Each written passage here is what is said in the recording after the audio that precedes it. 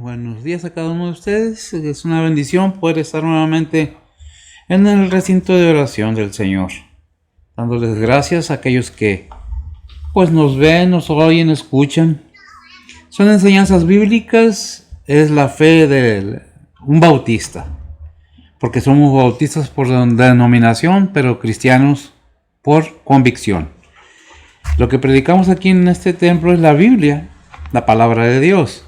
No son pensamientos propios o de alguien más, simplemente de la palabra de Dios. Esta mañana les he traído una información que tengo acerca precisamente de la epístola de Juan, que las epístolas de Juan que hemos estado viendo. El motivo de estas epístolas, por qué fueron escritas, dice la información que tengo, dice origen y mensaje y contexto. Las tres cartas juaninas o las epístolas de Juan se escribieron para refutar o defender los argumentos de la oposición que habían surgido en la iglesia de Asia Menor contra la autoridad de las enseñanzas del autor, o sea, de Juan. Más que polémicas y pastorales, estas epístolas dejan entrever de qué tipo de oposición se trataba. Estamos hablando de que se había oposición. Eso no es nuevo ahora, eso ya viene de hace mucho tiempo. En la primera carta de Juan, que la que estamos viendo, previene contra quienes pretendían eximirse o negarse o no obedecer los requisitos impuestos por la ética cristiana. Como en esos tiempos, hay muchos que no les gusta que se les llame la atención, que se les corrija, se les quita al pastor, al dirigente, el derecho de, pues muchas veces no es regaño, exhortar que están haciendo algo malo, ¿verdad? Y ha pasado aquí también en esta iglesia. A muchos no les gusta que se les llame la atención, pero eso es lo que se está diciendo aquí. Volvemos nuevamente, buscando ser aceptados por el mundo pagano. Eso lo podemos ver, no lo vamos a ir en el capítulo 4, versículo 5. Negaban la verdadera encarnación de Cristo. Capítulo 2, versículo 22 y el 4.2. La segunda carta informa a una iglesia en particular sobre la existencia de un movimiento misionero hereje que rechazaba la realidad de la encarnación. Exhorta a no animar a los tales misioneros. Juan exhorta o les pide a estos tales misioneros ayudarles, ni siquiera dándoles hospitalidad a la oposición aludida en la tercera carta precedida de un y otro. Bien, esa es simplemente una introducción para poder entrar acerca de qué, acerca de la encarnación de Cristo. ¿Por qué? Porque precisamente desde la antigüedad, no es nuevo, cada quien tiene su propia opinión, pero nunca van a la base fundamental de lo que habla, que es la encarnación de Cristo. Para el cristiano, para el creyente, la Biblia, las Escrituras, son la base fundamental, la única autoridad que reconocemos es la palabra de Dios en la iglesia. Porque Cristo fue el que murió en la cruz y pagó con su sangre por la iglesia. Bien. ¿Por qué traigo esta enseñanza? Precisamente porque estamos viendo la primera carta de Juan, la epístola de Juan, que son epístolas escritas en defensa de la fe del evangelio, no en defensa de la palabra de Dios, porque la palabra de Dios se defiende sola. Simplemente estamos para la iglesia, tratando de enseñar de que hay muchas personas, hubo y hay y habrá muchas personas que niegan la realidad de que Cristo, el Hijo de Dios, fue hecho carne. ¿Por qué lo niegan? Porque no les conviene, porque quieren colgarse de Cristo para agarrar fama. He oído, y no voy a decir el nombre por no tener ningún problema con nadie, escritores, periodistas, que hablan para hacerse famoso de Cristo, negando que Cristo es una realidad, que Cristo es la verdad, que Cristo es el camino. ¿Por qué lo niegan? ¿Simplemente por haberse intelectuales? ¿Simplemente por verse más inteligentes que los demás? Eso es algo que no es nuevo, es de hace mucho tiempo. Los filósofos, los científicos niegan hasta a Dios el Padre. Mucho menos quieren reconocer a Cristo, que Él vino a morir en una cruz para derramar su sangre para perdón de pecados de todo el mundo. ¿Qué es lo que estamos viendo? Precisamente en el capítulo, ¿qué, mija? 5. Capítulo de Primera de Juan, capítulo 5, versículos del 6 al 12, leemos, si me lo permiten. Déjenme leer qué dice la palabra de Dios acerca de lo que estamos hablando. Dice el versículo 6, Este es Jesucristo, que vino por agua y sangre, no por agua solamente, sino por agua y sangre. Y el Espíritu es el que da testimonio, porque el Espíritu es la verdad. El 7. Porque 3 son los que dan testimonios en el cielo: el Padre, el Verbo y el Espíritu Santo. Y esos 3 son uno. ¿Verdad? Vamos al 8. Y estos 3 son los que dan testimonio en la tierra: el Espíritu y el agua y la sangre. Y esos 3 concuerdan. El 9.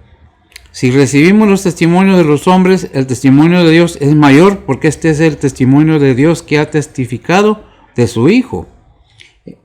¿Qué dijimos al 12? El 10. El que cree en el Hijo de Dios tiene el testimonio en sí mismo. El que no cree a Dios, fíjese bien lo que dice, que el que no cree a Dios, no que crea en Dios, le ha hecho mentiroso, porque no ha creído en el testimonio que Dios ha testificado de su Hijo. El 11. Ese es el testimonio, que Dios nos ha dado vida eterna, y esta vida está en su Hijo, en quien, en Jesucristo. El 12, y concluimos en la lectura. El que tiene el Hijo tiene la vida. El que no tiene el Hijo de Dios no tiene la vida. ¿Verdad? Y nos queda muy claro. Permítanme orar. Si tiene su Biblia, ábrala. Rectifique que es la lectura verdadera que estamos leyendo. No es un invento, no es una escritura mía, es palabra de Dios. Oremos pues. Bendito Dios y Padre Santo, gracias te damos, Señor, por tu bendición, tu amor y tu misericordia. Padre, ponemos todo en tus santas manos, pidiéndote, Señor, que des fortaleza a aquellos que están en enfermedad, a aquellos que están en tribulación, que des consuelo a aquellos que han perdido un ser querido en estas situaciones tan difíciles que está pasando en el mundo, que no es nada de sorprendernos, Señor, porque tu palabra nos lo dice, nos lo advierte, que habrá plagas y rumores de guerras y todas esas cosas, ¿verdad? Pero sabemos que son principios de dolores, porque tu palabra nos enseña que no debemos espantarnos, no debemos asustarnos, porque la venida de tu Hijo está próxima, Señor. No que ya va a venir, sino que son los principales eventos que empiezan a hacerse presentes en este mundo. Es para pensar y ahondar más en tu palabra. Es para meditar ciertamente que la venida de tu Hijo está próxima. Ciertamente son eventos principales que se han de mostrar al mundo, primeramente el arrebatamiento de tu iglesia, la presentación del anticristo y después la tribulación. Es como tu palabra lo muestra. Ponemos todo en tus santas manos, pidiéndote consuelo para aquellos que están en luto, Señor, que han perdido un ser querido que se ha marchado de este mundo, Señor. Darles consuelo, darles fortaleza. No podemos negar que esta epidemia que está aconteciendo en todo el mundo sea una farsa o sea un invento, porque hay tantos muertos, Señor, tantas personas fallecidas. Pero tú estás en control. Tú sabes lo que es y por qué y para qué. Tú sabes por qué permites todas las cosas. Tú sabes el corazón de cada uno. Tú sabes el motivo y las razones, Señor. Ponemos todo en tus santas manos. Te damos gracias también por el cumpleaños de mi hijo Juanito, que le has concedido llegar a sus 22 años, Señor. Pues es una gran bendición, Señor. Mis hijos que me has prestado para que estén conmigo en este mundo. Bendícelos a todos, principalmente el que cumple años, y fortalece a Betsy, que es la que Padre pues está apoyando en todo. Bendice a Emanuel, a cada uno de mis hermanos en Cristo. Bendice tus iglesias, a tu pueblo, a tu familia cristiana. Bendice a Israel. Ve por el gobierno de este país, Señor. Que tu Espíritu Santo sea el que obre en los dirigentes de las naciones, Señor. Sean con tu siervo en estos momentos. Quita cualquier pensamiento, de sentimiento, de emociones de mí. Limpia mi ser y, Señor, úsame grandemente de manera que sea tu voluntad. Ponemos todo en tus manos. En Cristo Jesús, en perdón de nuestros pecados. Amén. Bien, entonces comenzamos a leer en la palabra de Dios algo muy importante que debe atañarnos o importarnos, debe ser mucha importancia para nosotros. ¿Por qué? Porque es donde está fundamentada nuestra fe. Es la certidumbre o la certeza o la seguridad de en quién hemos confiado nuestras almas. ¿En qué estamos fundamentando nuestra fe, nuestra creencia? ¿De quién somos hijos? Escuchaba yo un predicador que decía, muchos hacen profesión de fe y hacen una oración, pero la oración no es la que te salva. Y pues tiene razón. ¿Qué es lo que salva al ser humano del tormento eterno? Un arrepentimiento genuino, pero antes del arrepentimiento, ¿qué debe de haber? Una enseñanza, un aprendizaje, un entendimiento, porque no es por emociones, no son por sentimientos, es por conocimiento. Venir a los pies de Cristo es conocer, saber la verdad de aquel que vino al mundo en carne, vuelto hombre, negándose, no aferrándose, dice la palabra de Dios, a ser Dios mismo. Es por eso esta enseñanza, para que entendamos de quién estamos hablando y a quién le pertenecemos. Hablábamos la semana pasada de un niño Jesús que entró a un templo y él fue a comprar tomates. No sé si recuerdan aquellos que han visto la enseñanza. Pero Jesús no vino a comprar tomates, vino a pagar por las almas de todo el mundo. Por eso son estas enseñanzas que tienen la virtud de llegar al corazón, al alma, porque dice que la palabra de Dios es como espada de dos filos, que penetra el alma, los huesos, el tuétano. Entonces tenemos que entender que también dice la palabra que la fe viene ¿por qué? Por el oír. ¿Y el oír qué? La palabra de Dios. Esa es la intención, no tanto de que me vean a mí o me escuchen a mí, sino que algo que se enseña, algo que se quede, algo que se entienda, es bendición, porque la palabra de Dios está haciendo la obra en cada oyente, en cada persona. Bien, dicho esto, déjeme pasar a lo siguiente. Dice la palabra del Señor así, el primer versículo que leímos. Este es Jesucristo, que vino por agua y sangre. No por agua solamente, sino por agua y sangre. Y el Espíritu es el que da testimonio, porque el Espíritu es la verdad. ¿Quién es la verdad? El Espíritu Santo de Dios. ¿Quién da testimonio del Hijo? El Espíritu Santo de Dios. ¿Por qué habla de agua y sangre? Bueno, les he de comentar que realmente a veces los versículos bíblicos son muy polémicos y cada quien a veces tiene su propia opinión, pero no se trata de quién tiene la opinión, sino de lo que la palabra de Dios dice. Agua y sangre. Con esta expresión, el apóstol Juan nos afirma la realidad de la encarnación de Cristo. ¿Por cuál la afirmación? Que fue agua y sangre los que dan testimonios. Aunque algunas personas sugieren que la mención se refiere al bautismo, hablando del agua, pero de Jesús y la sangre su muerte en la cruz. Ese es un pensamiento. El Espíritu da testimonio, el verdadero significado de la encarnación y la expiación es confirmada más refiere al agua, más referente, el agua se refiere, podemos entender en la confirmación de su encarnación, como dice Juan 1:14, y el verbo fue hecho carne. Déjame decirle algo en esto, ahorita vamos a otro versículo, déjame decirle algo. La Biblia nos da confirmación de que Cristo era 100% humano y 100% Dios. ¿Qué dice Hebreos 10:5, mija? ¿Por qué voy a Hebreos 10:5? Porque quiero enseñarles algo muy importante que la Biblia, no yo, la Biblia, ni nadie más que el Espíritu Santo inspiró a este hermano que escribiera eso. Adelante, mija. Hebreos 10:5 dice la palabra de Dios, por lo cual entrando en el mundo dice, sacrificio y presente no quisiste, mas me apropiaste un cuerpo. Me apropiaste un cuerpo. Si nosotros vamos a Génesis 3:15, vamos a ver la promesa que hizo Dios para el ser humano. Adelante, amiga. Génesis 3:15 dice la palabra de Dios, y enemistad pondré entre ti y la mujer, y entre tu simiente y la simiente suya. Esta te herirá en la cabeza y tú le herirás en el calcañar. Gracias, mija. La enemistad entre la mujer y ¿quién? Satanás, el enemigo. ¿Por qué le dice eso? Porque Satanás vino a engañar a la mujer, al ser humano, Cuando hablamos de Eva, cuando hablamos de Adán, hablamos del género humano en su totalidad. Dios cuando dice hombre, se refiere a todo el mundo, ¿verdad? Entonces dice que se le hizo ¿qué? Un cuerpo. Aunque Cristo en sí es eterno, lo que habitó en el cuerpo que fue hecho para Jesús fue lo divino, lo santo. Por eso fue humano, pero sin pecado, ¿verdad? Por eso dice, y el verbo fue hecho carne.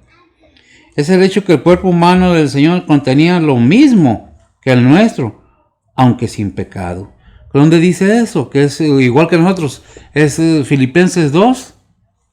No recuerdo el versículo, pero es del 5 al 11, donde puede decir que es hecho semejante a nosotros. Hecho semejante a hombre. ¿Lo tienes? No se aferró a ser Dios, sino es hecho semejante a... ya me di cuenta. Todos nos equivocamos. Del 5 al 11. A ver, adelante. Filipenses 2, 5 al 11 dice la palabra de Dios: haya pues en vosotros este sentir que hubo también en Cristo Jesús, el cual, siendo en forma de Dios, no tuvo por usurpación ser igual a Dios. Sin embargo, se anonadó a sí mismo, tomando forma de siervo, hecho semejante a los hombres, y hallado en la condición de hombre, se humilló a sí mismo, hecho obediente hasta la muerte y muerte de cruz. Amén. Gracias. Hecho semejante a qué? A hombre. Y estando en condición de hombre, ¿qué? Fue obediente. ¿A quién? Al Padre. ¿Para qué? ¿Querer morirse en la cruz? Claro que no, en Getsemaní. En la oración, no recuerdo el capítulo ciertamente, fue la oración de Jesús en el Getsemaní, cuando ahora que le si es posible que esa copa pase de él. Pero no pasó. Estaba orando que si todos los pecados del mundo no fuera posible cargarlos. Pero dijo el Padre, no está escrito en la Biblia, pero no tuvo que ir a la cruz como quiera. Y fue obediente hasta muerte y muerte de cruz. ¿Y qué pasó en la cruz? Pues derramó su sangre. Continúo leyendo lo que tengo aquí escrito. Dice, es el hecho que el cuerpo humano del Señor contiene lo mismo que nuestro, aunque sin pecado. El contenido que tenía el cuerpo humano de Jesucristo es lo mismo que contiene el cuerpo humano de cualquier persona, sea hombre o sea mujer. Estoy hablando del contenido, no del sexo, para que no haya equivocación.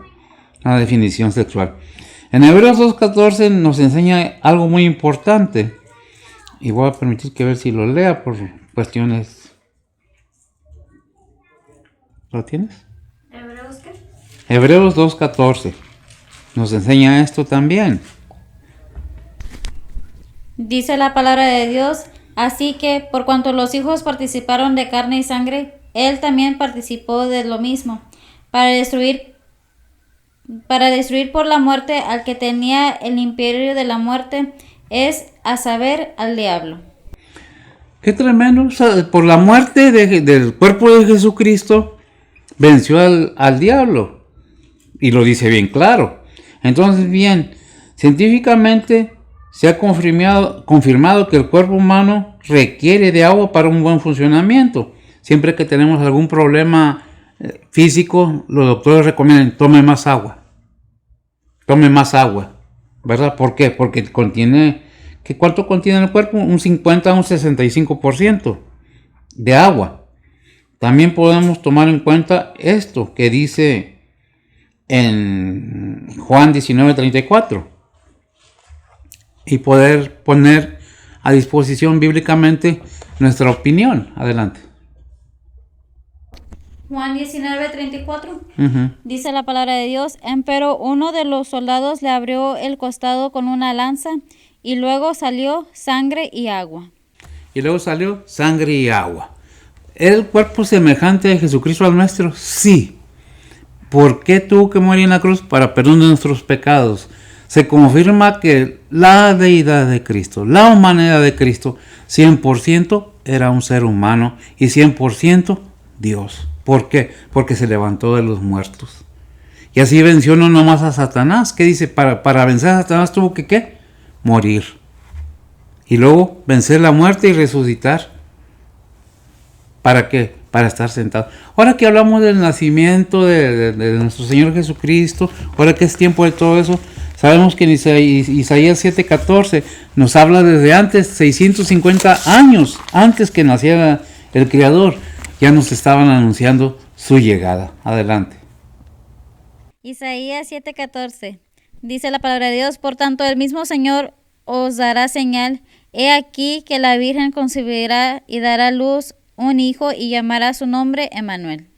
Llamará su nombre Emmanuel, que traducido quiere decir Dios con nosotros, ¿verdad? Entonces, de antemano, desde el principio, Dios hace la promesa sentenciando a la serpiente: y pondré enemistad entre ti y la mujer. No dijo entre ti y el varón, sino entre ti y la mujer. Cuando la palabra de Dios habla del nacimiento de Jesús, no habla de ningún varón, habla de la mujer. Una virgen concebirá desde antes. Y más adelante vemos el nacimiento del Señor ahí en Mateo, capítulo 3, ¿no? Debería traer apuntado todo, pero son cosas que me llegan de repente y no puedo precisar en estos momentos en qué parte de la Biblia está. Tanto el nacimiento del Señor, ¿sí lo tienes? ¿Magos del Oriente visitan a Jesús? No, el nacimiento, eso ya.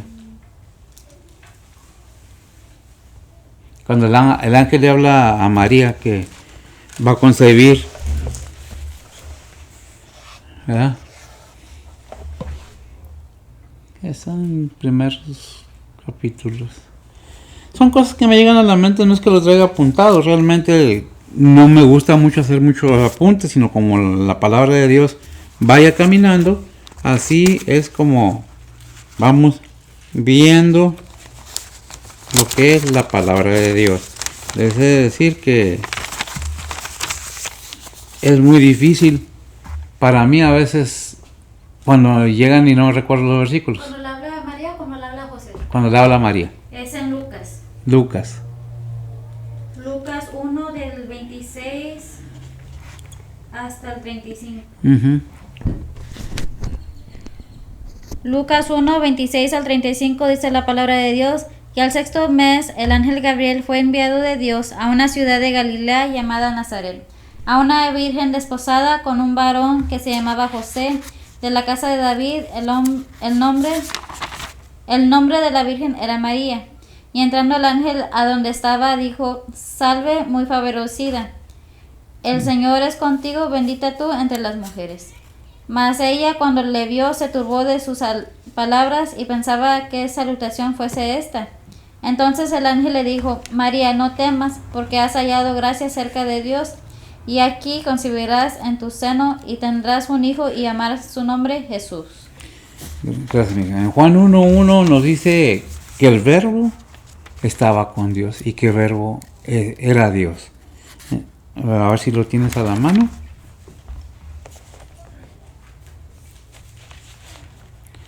Juan 1:1 dice la palabra de Dios: en principio era el verbo, y el verbo era con Dios, y el verbo era Dios. Amén. Y el verbo estaba con Dios, el verbo era Dios, ¿verdad? Ya en el 2. El 2 dice: este era en el principio con Dios. Uh-huh. Todo el tiempo la palabra de Dios nos deja muy claro acerca de qué es la verdad, ¿verdad? Que si Cristo era un disfraz, que si no era hombre, que era algo espiritual, el cuerpo no era un cuerpo físico 100%. ¿Quién lo dice? La palabra de Dios. ¿Por qué? Lo muestra desde que nació, cómo creció, llegó a los 30 años, cómo fue su predicación, su ministerio.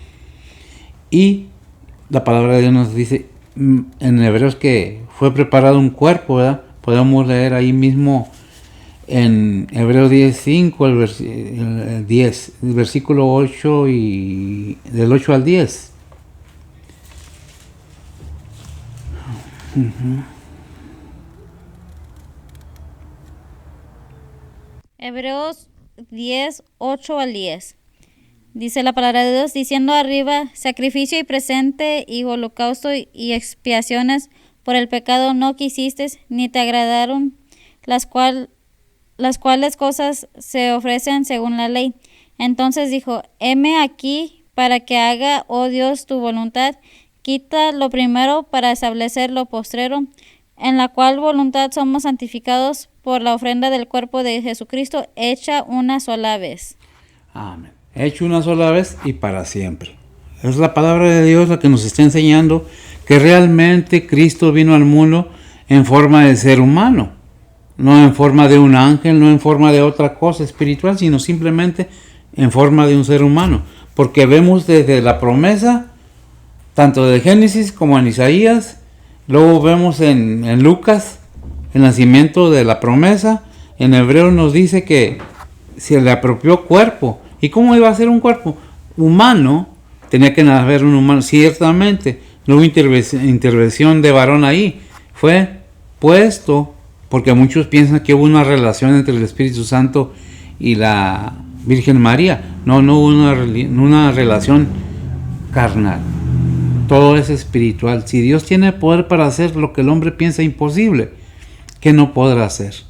Hizo un cuerpo limpio, puro y sin pecado, para poder presentarse como sacrificio. Por eso en Gálatas 4:4 nos dice lo que nos dice acerca del nacimiento del Señor. Adelante si lo tienen, hija. Son versículos claves para poder entender que Cristo fue un ser humano como usted y como yo, que fue un niño, fue un joven, adolescente y luego fue un adulto, pero fue sin pecado. Adelante. Gálatas 4:4 dice la palabra de Dios, mas venido el cumplimiento del tiempo, Dios envió a su Hijo hecho de mujer, hecho súbito a la ley. Súbdito. Hecho súbito, o sea, bajo la ley. ¿Para qué? Para presentarse como sacrificio puro y limpio, para que nosotros alcanzáramos la salvación. El plan perfecto de Dios incluía que un hombre viniera a este mundo limpio y sin pecado. ¿Para qué? Para que fuera ofrecido en sacrificio vivo y final, no como los antiguos en la ley de Moisés. Estamos hablando de la ley. No que estemos fuera de la ley en Cristo, porque antes estábamos fuera de la ley, ahora estamos en la ley de Cristo. La ley de Moisés era si hacías, haz para que seas salvo. En la ley de Cristo es cree y serás salvo, pero cree de todo corazón. Si hay en ti un arrepentimiento genuino, verdadero, entonces puedes tener a Cristo en tu corazón. Pero si nada más es una emoción o una conveniencia para que Dios me bendiga, entonces estamos mal. Tenemos que rectificar que no se trata de lo material. Lo he dicho y lo repito. Cristo no vino a este mundo para que no te enfermes o para que no te mueras o para que seas rico. Vino a salvar tu alma y la mía. Por eso dice la palabra del Señor en Romanos 5:8. Porque más Dios encarece su amor para con nosotros, que siendo aún pecadores, Cristo, ¿quién? Cristo murió por nosotros y nos ha lavado y nos ha limpiado para que nosotros no vayamos al tormento del infierno. No para que no nos hagan los viejos, no para que no nos enfermemos, no para que seamos millonarios, no para que no suframos, no para que no pasemos tribulaciones. Al contrario, el Señor dijo, en este mundo tendréis tribulación. ¿Dónde está el versículo? Está en la Biblia. Ay, perdón, es que realmente me llegan versículos que me sé, pero no sé realmente dónde está la cita, ¿verdad? Sé que está en la Biblia. No estoy hablando algo de que me inventé yo. Precisamente, ¿de qué se trata la palabra de Dios? De exhortarte, de invitarte. Ven, antes de que critiques, antes de que tomes una decisión, trata de entender. Disponte, porque sin disposición a entender la palabra de Dios, no hay nada. Sin disposición de obedecer la palabra de Dios, aunque la entendamos, no hay nada. Porque Dios puso en nosotros libre albedrío. ¿Qué es el libre albedrío? Lo he dicho y lo repito, democracia divina. Tienes derecho a tomar tus decisiones. Tengo derecho a tomar mis decisiones. Pero de mis decisiones, sin Dios, yo voy a dar cuenta, y cada uno de nosotros. ¿Qué es lo que tenemos que tener seguro? Mi salvación de mi alma. Ciertamente estoy con Cristo. Estas fechas se festeja la Navidad de Cristo, el nacimiento, natividad de Cristo. No estamos seguros si nació en estas fechas.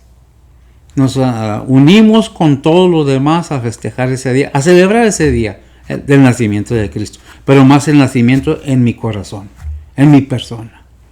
Esa es la Navidad constante, permanente, en toda nuestra vida. El nacimiento de Cristo en mi corazón. ¿Qué es lo que nos está diciendo la palabra de Dios? Es que la venida de Cristo a este mundo fue verdadera. Yo no lo vi, pero lo creo en la palabra de Dios. Yo no estuve allí, físicamente no estuve allí, pero por fe yo sé que dice un himno que mi Redentor vive. Dice la palabra de Dios también. Por fe yo sé en quién he puesto mi depósito, dijo Pablo. Por eso Pablo tenía la seguridad cuando dijo estas palabras: para mí el vivir es Cristo y el morir es ganancia. Y otra frase, otro versículo que dijo también él: con Cristo estoy juntamente crucificado. Mas ya no vivo yo, lo que vivo en la carne lo vivo en el Hijo de Dios. Y ese debe ser el pensamiento. Ciertamente son fechas muy especiales en las cuales se celebra, porque hay un pleito, hay un decir, hay una constante lucha entre la humanidad que no le veo el sentido. Es que no en la Navidad, bueno, en tu corazón, ¿a quién estás adorando? ¿A Santa Claus? ¿A los regalos? ¿O al Creador? Eso es lo que debe uno preguntarse en estas fechas. No quién tiene la razón o quién no tiene la razón. Somos tan conscientes que Dios nos puso un entendimiento tan grande para conocer el bien y el mal, qué está bien y qué está mal. Es responsabilidad de cada ser humano su vida propia, su alma, sus decisiones, sus actos. Por eso dice Gálatas 6:7, lo que el hombre siembra, dice, no es raíz. Dios no puede ser engañado. Lo que el ser humano, vamos a cambiar, no lo dice lo que el hombre, lo que el ser humano sembrare conscientemente, eso mismo cosechará. ¿Qué estamos haciendo? Hay tantas doctrinas ahorita en enseñanzas que si no hablas hebreo no eres salvo, que la salvación se pierde, que la verdad, la palabra de Dios a mí me dice que la salvación no se pierde y que las lenguas sí fueron confundidas y la misericordia de Dios yo no la puedo limitar a que nomás en un idioma se conoce la palabra de Dios y nada más hay salvación. Salvación hay en Cristo Jesús. No es ninguna iglesia, no es ningún hombre rico, ningún imperio. Es la misericordia de Dios, la gracia de Dios, la que nos debe de tener unidos como hijos de Dios. ¿Qué dijo Pablo cuando había una contención en una iglesia? No digas yo soy de Pablo, yo soy de Apolo, yo soy de este, yo soy del otro. ¿Qué está Cristo dividido? Vamos a estar en un solo sentir, todos, que Cristo es el Salvador, ciertamente. Que la Navidad es inventada, ciertamente que sí. Porque quién sabe cuándo nació el Señor. Nos dicen, ya sabemos cuándo nació, ya descubrimos. Mira tú, ¿quién te lo declaró? Es que yo soñé. Es que la palabra de Dios dice en Hebreos, de muchas maneras ha hablado Dios. En la antigüedad nuestros padres por medio de los profetas y sueños y todos, en estos tiempos únicamente por su Hijo, por la palabra de Dios. ¿Por qué por su Hijo? Porque el Verbo fue hecho carne. ¿Qué es el Verbo? La palabra. Cristo es el mensaje y el mensajero y el Salvador de todo el mundo. Nos guste o no nos guste, quieras o no quieranos, no hay otro camino. Dice Hechos 4:12, porque no hay otro nombre dado a los hombres debajo del cielo en que el hombre pueda ser salvo más que en Cristo Jesús. No hay otro camino, dice Juan 14:6. Dijo el Señor, el yo del Antiguo Testamento, yo soy el camino, la verdad. No hay muchas verdades, no hay muchos caminos. Y la vida eterna. Para que todo aquel que en él cree, dice la palabra de Dios, no se pierda, mas tenga vida eterna. No hay muchos caminos al cielo. No es cierto. Muchos dicen, no haz obras. No es por obras, dice Efesios 2:8-9, para que nadie se glorie. Es don de Dios que nos toca al ser humano. Muchos dicen, en la antigüedad, hay construcciones muy grandes y muy maravillosas. Fueron los extraterrestres. Mira tú, ¿por qué menosprecias el ingenio, la inteligencia que Dios le ha dado a la humanidad? Cuando el ser humano tiene la capacidad para eso y más. Tenemos que tener el entendimiento que es voluntario, es de cada quien, si te conviene, si quieres, si te dispones, pero es voluntario, de entendimiento, de conocimiento. Ninguna religión salva, ningún ser humano puede perdonar pecados, nadie puede hacer nada si no es en Cristo Jesús. Dijo el Señor, sin mí, en San Juan, nada podéis hacer. Y es una realidad. Cuando nos envanecemos, cuando creemos que somos algo, cuando sentimos que el mundo es nuestro, es cuando no servimos para nada, no somos nada. No es un dirigente espiritual, no es un presidente, no es un rey, no es un ser humano, no son los aliens, no es Cristo Jesús. El único Rey de reyes y Señor de señores que viene, está próxima a su venida. ¿Lo entendemos? Qué bueno. ¿Nos fastidia la palabra de Dios? Qué triste, porque en ella está la vida eterna. No me crean a mí, lean la Biblia. Y si no creen la Biblia, entonces no sé qué decirles. Si no leen la palabra de Dios, ¿cómo pueden refutar lo que alguien nos diga bien o mal? En el tiempo de Pablo, había un pueblo que él visitó, está en Hechos, no recuerdo ahorita, que cada vez que Pablo abría la boca, iban a la Biblia a ver si era cierto lo que estaba diciendo Pablo. Y yo los invito, si no tienen Biblia, aquí les pueden proporcionar una. Cada vez que se habla de la palabra de Dios, revisemos la Biblia, si es verdad. No porque el predicador, el dirigente espiritual habla muy bonito, lo he dicho y lo repito, sino debemos estar conscientes de que la palabra de Dios es limpia y pura, porque Satanás anda como león rugiente alrededor buscando a ver a quién devora. Es una realidad, porque sabe que tiene poco tiempo. Ciertamente yo no les puedo decir cuándo viene el Señor, pero una cosa sí les puedo asegurar, que los hechos que están aconteciendo están escritos en la palabra de Dios, que está más cerca de lo que pensamos. Ya está la apostasía en las iglesias, ya está guerras y rumores de guerras, ya hay epidemias. ¿Qué dice ahí en Mateo 24? Que estas cosas acontecerán, pero no es el final, principio de dolores. Es para ponernos a meditar. Si no vemos la venida del Señor, si no vemos el arrebatamiento de su iglesia, más bien si nos toca el arrebatamiento de la iglesia, si participamos de ella, no vamos a saber cuándo vamos a venir, porque ni el Señor lo sabe. Yo no les puedo decir ya mañana es el arrebatamiento, ya mañana o el mes viene el Señor, no lo sé. Pero dice la palabra de Dios que vendrá como ladrón en la noche. Está vivo, no está muerto, está sentado a la diestra de Dios Padre, intercediendo por todos sus hijos. Preparémonos, confirmémonos, aceptemos que a veces somos tan ingratos y tan injustos que no tomamos en consideración el sacrificio tan grande del Señor en la cruz. No tomamos en consideración el amor tan grande del Padre, que nos escatimó a su Hijo, que lo envió. ¿Para qué? Para que todo aquel que en Él crea no se pierda. No es para que, no vino por gusto, no se subió a la cruz porque Él quiso, por amor lo hizo. Y si queremos ver en alguna parte el amor de Dios para la humanidad, ahí está Cristo Jesús. Él es el camino, Él es la verdad. Te exhorto y te invito que medites en tu vida. No trato de forzar a nadie porque no se trata de eso. A fuerzas nada, voluntariamente y disponiéndonos todo. Ahí está la verdad. ¿La quieres? Depende de ti.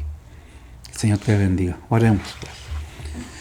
Bendito Dios y Padre Santo, gracias te damos, Señor, por tu palabra, por tu verdad. Bendice a cada oyente, a cada persona, a la hora que lo vea, donde lo vea. Sé tú el que guíe estas palabras de tu palabra, vaya la redundancia, para que todo aquel que crea verdaderamente sepa que no tiene que venir conmigo, sino comunicarse contigo en oración y hablar sinceramente de su corazón de la manera que le dicte. El decirle al Señor, te acepto, reconozco mi pecado, me arrepiento de todo corazón. Y aquellos que andan fuera de la voluntad de Dios, aquellos creyentes que alguna vez gozaron de las delicias de la palabra tuya, pues redargúyele, Señor. No permitas que, Señor, los arrebate el diablo. Recordemos a Ananías y Zafira lo que le pasó por querer engañar a Dios. Recordemos qué les pasó.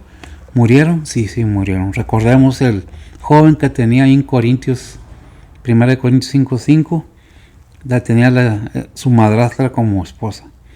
Dice la palabra de Dios que se ha entregado a Satanás a que destruya su cuerpo a fin de que su alma sea salva. Ayúdanos, Señor, a entender, a comprender y a obedecer tu palabra. Líbranos de todo mal, Señor. Guárdanos. Gracias, Padre, por un año más que le has dado a Juanito, Señor, y sobre todo, pues bendícelo y cuídalo y guárdalo. Dirígelo en su vida, Señor. Sobre todo, háblale y redargúyele, Señor, donde tienes que redargüirle. Porque no es cualquier cosa que se le haya impuesto las manos en su cabeza, en tu nombre, Padre. Ponemos en tus manos igualmente, a Betsy, que no se me canse, y cada uno de los que estamos aquí presentes. Te pedimos por nuestros hermanos en Cristo, están enfermos, en necesidad, tu obra, cualquiera que sea el caso. Bendice tu casa de oración, bendice tus siervos, y cuídanos y guárdanos de todo mal. En Cristo Jesús, en perdón de sus pecados. Amén.